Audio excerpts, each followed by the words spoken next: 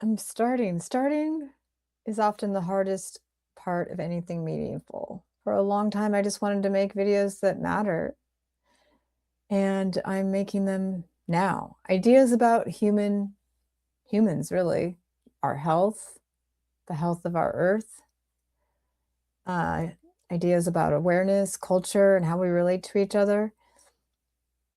I really have been waiting to be perfect, waiting till I know that my ideas will never change. And the thing is, ideas always change. Um, so here's where I'm at. And right now I'm enjoying AI and sharing what we've co-created, my ideas that I have the script for as I like a crutch.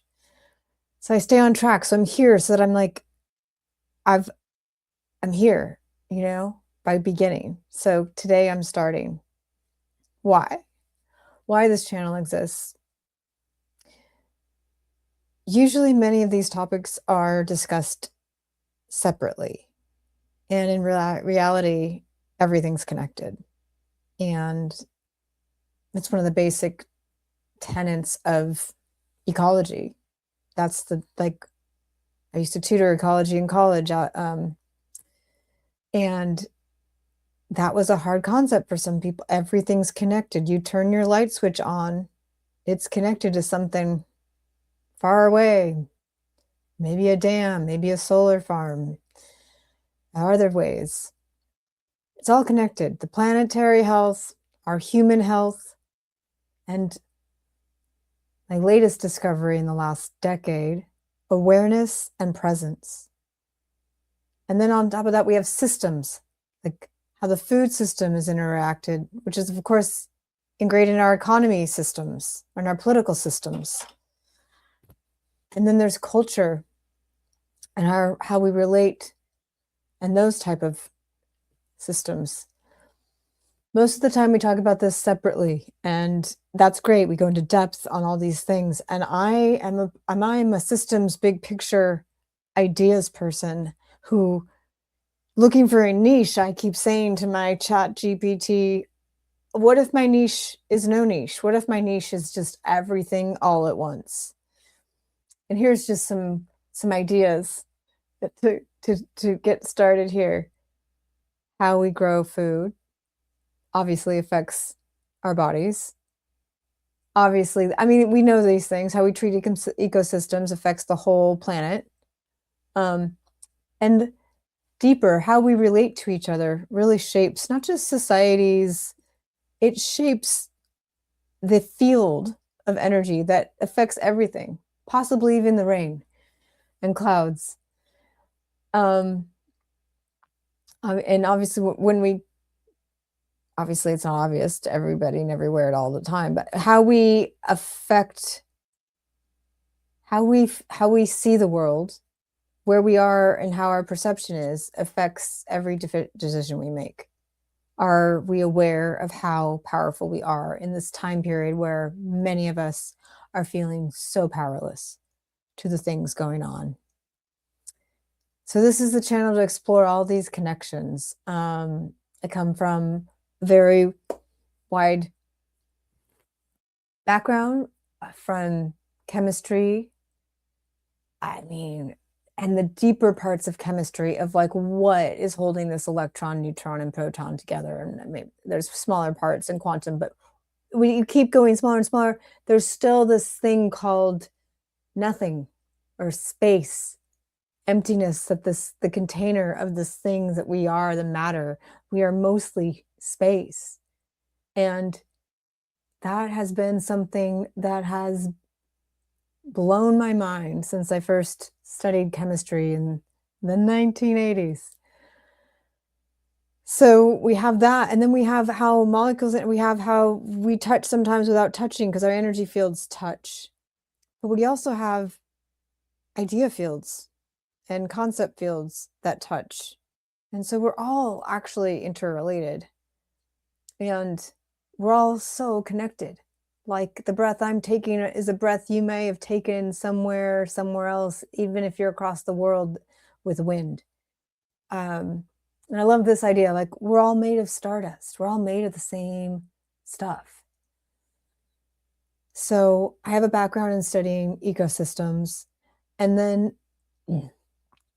when I wanted to work in the field of environmental in the 90s, before green was a thing, um, it was so small. Like, here's looking at this microbe, or here's studying this soil sample, or here's knocking on doors to get money for nonprofits.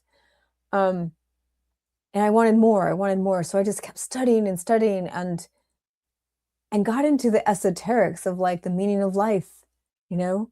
And as a science major to yoga was a big shift because I didn't think there was anything outside of science, even though I was so curious. What's the mechanism of electricity? How is the electricity moving from whatever the source is, the dam, the sad solar field in the desert, and other methods of electricity? How does it get? I know there's a wire and I know there's a plug, but what's moving along the wire? I remember asking my physics teacher in high school, and I stumped him, and I was like, wait, what? You're teaching us stuff and we don't even know what's moving? And so somehow moving into yoga was like natural, but it was something I couldn't even conceptualize, like that there's something more. There's something more magical, like how attention affects reality. And stress can obviously, we have a lot of knowledge on how stress affects us, our health, but it also affects how we perceive the world. And then presence, what is presence and where has it gone with our screens and our phones? So the 90s in yoga, and then I continued into more things, looking for presence through acting, through filmmaking, through storytelling, through stand-up comedy. And finally, in the last decade, through coaching and relational practices, such as the Relateful company, where you can find me leading online and connect for some coaching. These, obviously, connection is like a presence in the moment. And then my whole life is like, none of it makes sense. What did I go from chemistry to yoga to stand-up comedy? Like, what? And now it's like, how is it not related? But it's been like some compartmentalized, but now it's like, okay, this wholeness is here and so much more to share, like how the whole thing works, like why Popeye the Sailor Man sold us spinach, or why we don't have adobe walls anymore, or why they put solar farms in the desert instead of on rooftops and parking lots. And sometimes you just have to laugh. And that is the only way through when you care so deeply. Sometimes laughter is the only way. And now it's more and more challenging as we've learned more and more, which is so massive for our brains to hold all of what's going on in the world at once, plus all the secret things that are suddenly coming out. It's how do we breathe through it together? I don't know, without comedy. And from this, like, I just love the beautiful earth. It is so beautiful, and I can be sad about these places and worried about the ducks at the park and the trees that fall, or the bigger picture of the ecosystems and the rainforests and the fires, and it goes on and on. And I'm not here to doom scroll away. The love that we can feel in connection to this is like the real life, like the vibration of life, the beauty of a hummingbird that gives us all so much. And we live in this complex world with all this stuff, but what's really real is like dirt. Like dirt is so real. And what do? We throw all of this living stuff, all our food scraps, in the trash or garbage disposals here, which is a whole nother subject. Doesn't make sense. We have the means to support ourselves with food in a way that doesn't require glyphosate. We have so much fresh alive material available in all of our households, with the sensation you feel when you compost. Even if you don't have your own compost, some cities now allow you to put it into their collection green waste. There's something so true in it. One of my comedy teachers over the years, I was just talking and I was like, I don't believe in trash. And he was just like, what? I don't believe in anything. I don't believe in the concept of trash. Like, it shouldn't exist. Who invented trash? It doesn't make sense. So yeah, we've got the planet, we've got clean air, clean water, plants, animals, microbes.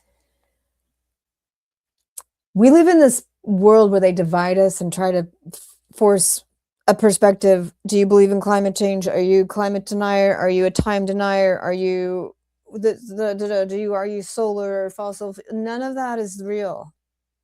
We all want clean air. We all want clean water.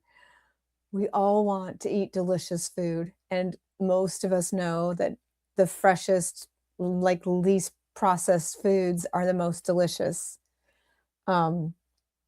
Maybe, get addicted to some candy and things, and then it's hard to taste like the best baked potato in the world if you just had a candy bar. But when you clean out the processed food and you taste real fresh food, it will blow your candy bar away. But we all want this, and so we live in this world of like, we're fighting over what's going on in the planetary system, and when we're arguing over these things that are designed to keep us from actually feeling our connections to the earth. It's like, it is not solar versus fossil fuels. It is clean air, clean water, clean food, connection to the plants, connection to the animals, the way that people feel when they hear the rainforest sounds, the nature sounds. It's priceless. And there's so much beauty in it.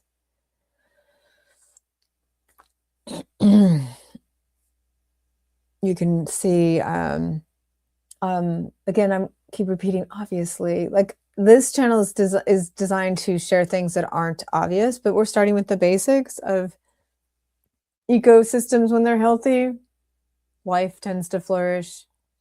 You can even look at like people who have a commute with more trees and how their mental health is. You can look at schools that have more green spaces and how the health. You can look at how behavior, they've had studies of behavior at schools based on the kind of food they are served, like the cleaner, healthier food, less behavioral problems. Instead of arguing this or that, like, it's all connected. We are a part of it. And then there's food. I mean, the confusion on food in this world is like, can I open my mouth any bigger? This is food on planet Earth right now. Oh, I don't know. Help. I mean, oh, the arguing and the arguing. I believe we all agree, let's eat less processed foods, but there's so much more. I witnessed like miracle recovery from a stroke. I have my own health condition being treated by food as medicine. I have doctors I follow, and they have science studies, programs that Medicare pays for because they are proven to reverse heart disease, diabetes, and dementia.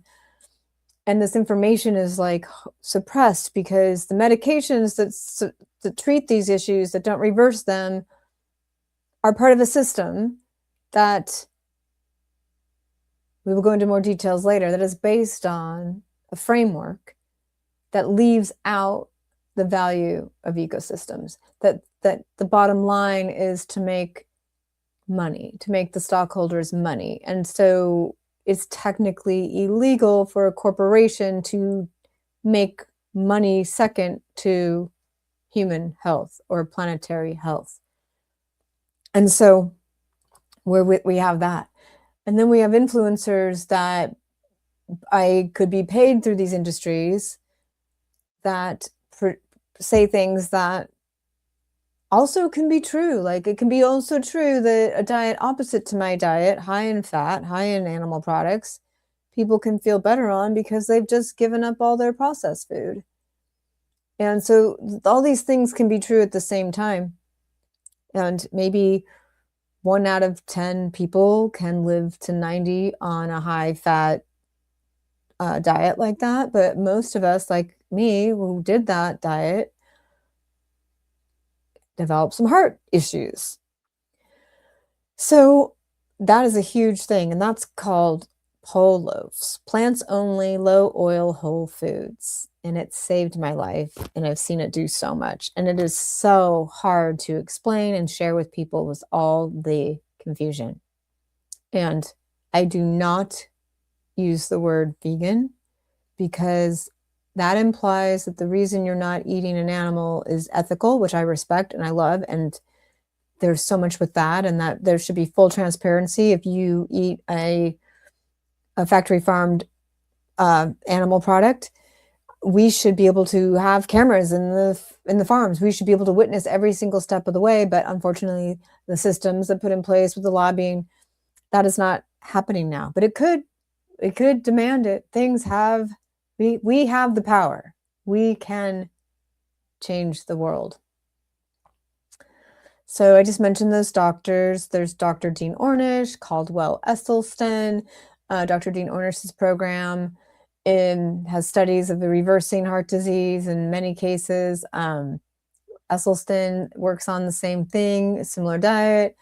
Dr. McDougall, similar diet, starch-based, kind of like the food of the people prior to the Industrial Revolution, before these diseases even existed.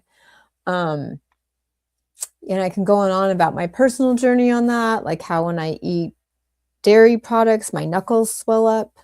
I have a family history of arthritis, and I notice that these things are real. I from my personal experience. And then we go to just being alive, being a human being. What is that? You know, I mean, me included, like, it's so easy to feel overwhelmed, overstimulated, too much sadness, too much change at once, too much disconnection, too much screen time, constant information. And now you don't even know if it's AI or not. I think there's some ways to tell. And as I'm reading an AI chat, I find that very hilarious. So there's so much mental overload, too many decisions. I mean, especially just food. Just food. It's too many decisions. Not to mention, what am I gonna wear? You know? Uh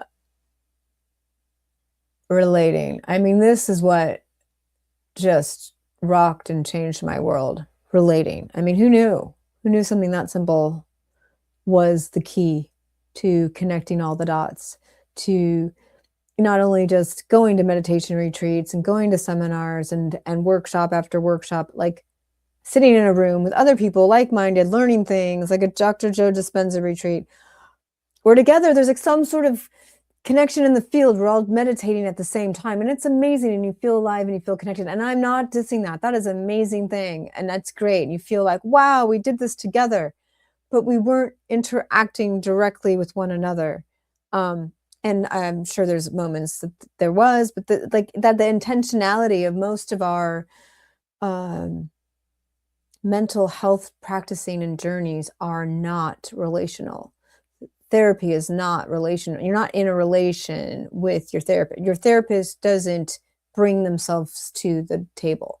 They're And I worked on my master's in marriage and family counseling, and didn't finish it because I knew I would not survive cutting my aliveness off to reflect and reframe them without my nervous system engaging and being a part of it. Like how they had touched me, how we were together in this flow, and how, like, through this connection, awareness, growth, presence actually updates and rewires the brain. And yes, always talk. Therapy and support is helpful for having somebody to listen. That can save lives. for sure. But this saved mine.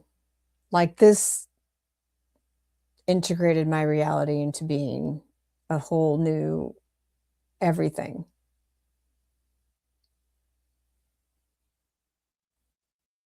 It's so much more than these little bullet points from ChatGPT, but listening deeply, obviously, that word again. Being present. Am I present? Am I present enough? I don't know. But noticing things as they arrive, like making a mistake and then sitting with the shame, but without ruminating, without giving into something that takes you down into like worthlessness, but being with, ouch, this, I feel this matters to me. This means something. Like yesterday, I was working on a production set where they were shooting something with cameras and playing my role as a background person where I'm not supposed to notice there's cameras. I looked into the lens twice. I got in trouble. I've been doing this job for a long time. Um, I sat with that shame and was like, what is this? What does this mean? Why did I do that? Because I'm supposed to be here looking into a camera and talking. But I had to sit with this pain for 2 hours to like do what's been rambling in my head for year after year, frustrated after frustration of like, why aren't I making videos, making one and stopping? And maybe this will be one of those making one and stopping, but it feels like I'm starting. This is a start. The video is called Starting Now. And so, yeah, being with that. And I learned how to do that through the Relateful practices, formerly known as circling, of sensing my feelings and sitting with it and not justifying it, not victimizing, not becoming the victim, not blaming, not making it mean, oh, it doesn't matter, I don't care. All those tools, like, yeah, survive, but the thing I've learned, which is a challenge and that takes you to new places, is like allowing yourself to feel the pain. It's not about beating yourself up, but it's just like, okay, this means something to me. And here I am looking into a lens. It's also, that's like what it can take into my personal life, but the actual practice itself of relatefulness is an eye-open meditation in connection with others. And we do it on Zoom. You can do it in person. I lead online on Zoom. And you can, it's mind-blowing how much you can connect through a Zoom lens, how much you can feel them, feel how, where you are, feel the impact of them, notice something that happens in the field between. That's our aliveness. That's what that's what being human may be about. I mean, I'm gonna talk about Professor Jiang, Jiang, who I am just inspired by his systems thinking and his way of communicating. And he really inspired me to like understand meditation on a whole nother level, that like why we're feeling powerless to the world, what we have, what's real.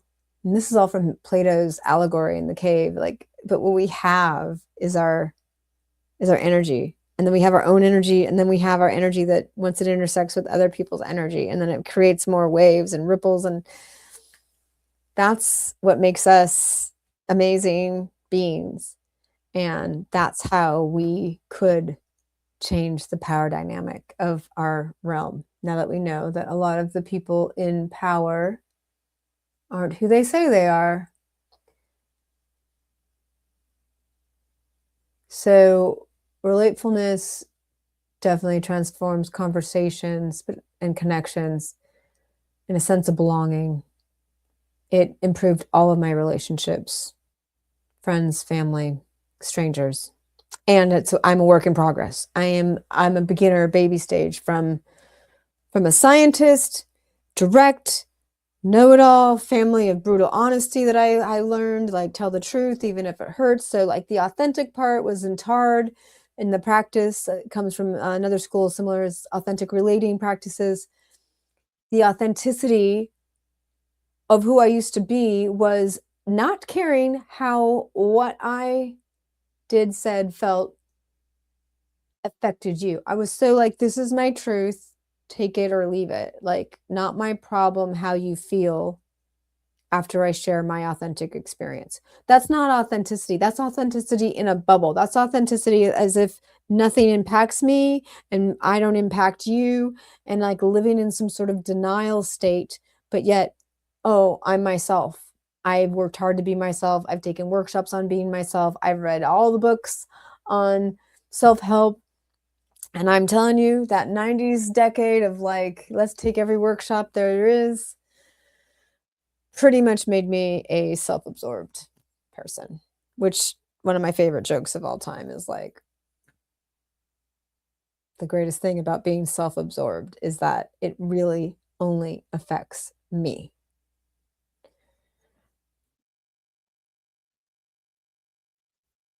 Oh, here we are at comedy. Ah, culture is insanely crazy of contradictions. I mean, just look at solar farms that destroy ecosystems. And then there are environmentalists who are caring about the planet and planetary problems and promoting solar farms. And then they're watching indigenous turtles from like the beginning of time. I think some of these creatures existed during dinosaurs. Especially the creosote plant that was covered most of the desert is such a magical special plant that like smells so good when it rains. It lives in the toughest environments of 120 degrees plus, very little water. We rip these ancient creatures out of the ground and put in glass reflectors that are going to be trash in 20 years and call it a win for the environment. This is a contradiction. This is our reality. And if we can find a funny in it, let's do it. Like, it's there's comedy all around it. I'm really focused on sharing this overview. We'll see what comedy happens. It happens sometimes. Um, used to say, just want to get them laughing so you can sneak in the truth, because no one's going to listen to you, you know, lecturing. You're just going to talk to your own team. Uh, we can't do it without humor is basically what I'm saying. This is not all serious. Although the serious star is like my favorite. Like the Sirius, okay, this is one of the things that makes me wonder about reality. Like there is a star called Sirius, which I think they named that radio station after. That is like a disco ball. You can literally see it if you have good glasses or eyes that can see far. It changes colors from red, blue, green. It's a crazy echo. Oh, my guitars are echoing. It is the coolest thing. How is that like not like everybody's mind is blown? Like, what? We have a disco ball in the star and we named it Sirius. So the disco party star is like, that's just a contradiction in itself. This should be like the disco party planet or party star system. Instead, we called it Sirius. And seriousness, I think, is a disease that rivals to the disease of laziness. And both can be good at times and needed at times, but they are addictive and easy to get stuck. So this channel will explore where these all meet, how they interact, how they are connected: human health, food services, ecology and planetary systems, awareness and presence, relationship and culture, humor and storytelling. And through all of that, the made up stuff that exists, but it's like ideas that created our reality, like uh, economies, GDP, markets, calling a country capitalist when we have nonstop monopolies, and so on. ChatGPT likes to leave some of that out. It's not always on board on seeing so much corruption. So, do I have answers? No, I have ideas. Do I have facts? Not really. Are there facts? I think the fact is we breathe, we eat and drink water, and we thrive on healthy, clean water and clean food and great breathing, all kinds of breathing techniques, which help because meditation is our secret power. So that's this, and I'm just starting. How long did this go for? Yeah, and I don't know that anyone will watch, but that's one of these advice things. I watched a YouTube channel and said, make a video even if no one watches it. Just do it. So this was my first one. I hope to continue regularly and get it more streamlined, less weird echo, more tech advantages, and I just came off a cold, so a better voice. And I mean, I hopefully can get better even as I age and my face falls, and you know, and sharing these really deep, possibly real concepts of how, insulation affects the flow of the river and so on and so forth. And, maybe we can't go out there right now and get all the rivers to flow free like the Klamath, and the indigenous there have done some good work. Or maybe we can't get every farm to become a regenerative farm. Or maybe we can't get all the compost saved out of every kitchen right now. But if I don't try, I can't sleep. My ideas are on for so long. Like I could cry. And crying is one of my superpowers too. So this channel might not be for everybody, but I feel a lot and I am not afraid to shed a tear. And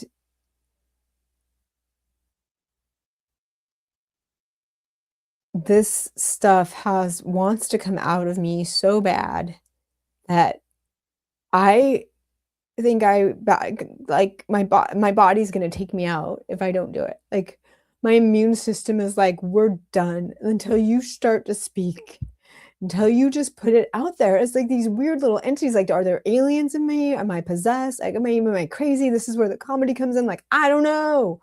I might be completely crazy. But either way, I have to put it out there. And you might hate me. You might think I'm an idiot. I might be an idiot. An idiot savant is one of my favorite ways.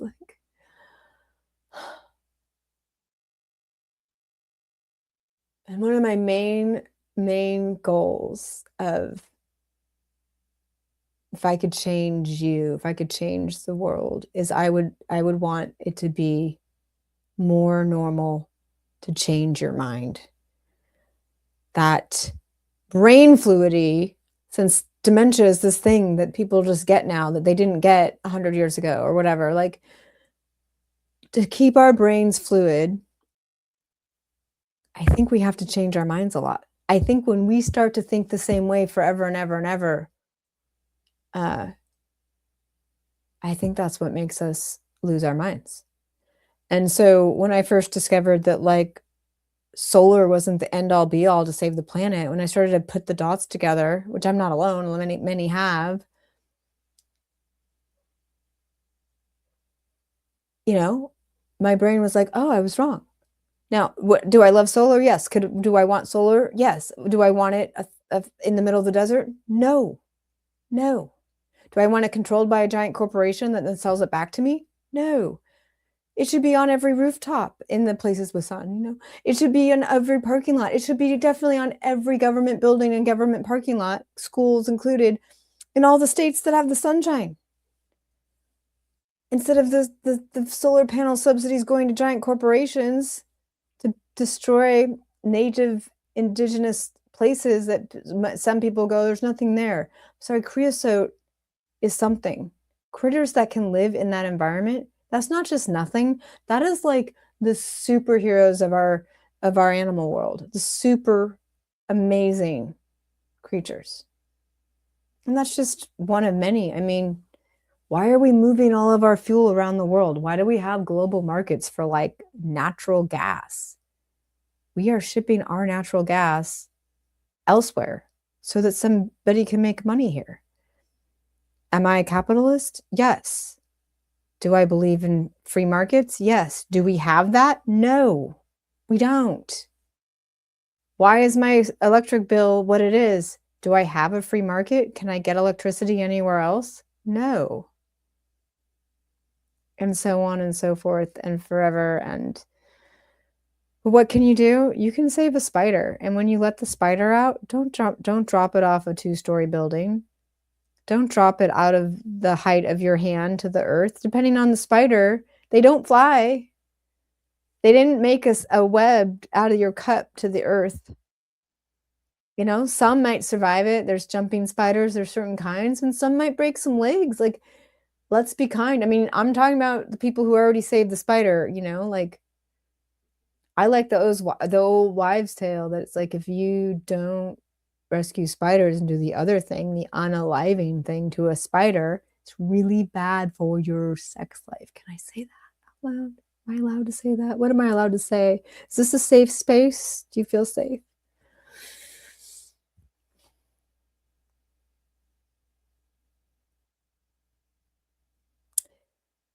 I'd like to inspire logic, critical thinking, curiosity, and connection. And if you'd like more, you can find me at the Relateful Company. And you can also book a private Zoom session anytime. I'm a certified Relateful coach with a background in marriage and family therapy and bachelor degrees in chemistry and applied ecology. So, yeah, thank you for your time. If you made it this far, please comment what you liked, what you didn't like, what you agree with, what you wish I'd said differently, what even tell me how dumb my shirt is or that I have a keyboard. I mean, who has keyboards now? Uh, isn't that all in the computer? What else? Thank you. More soon.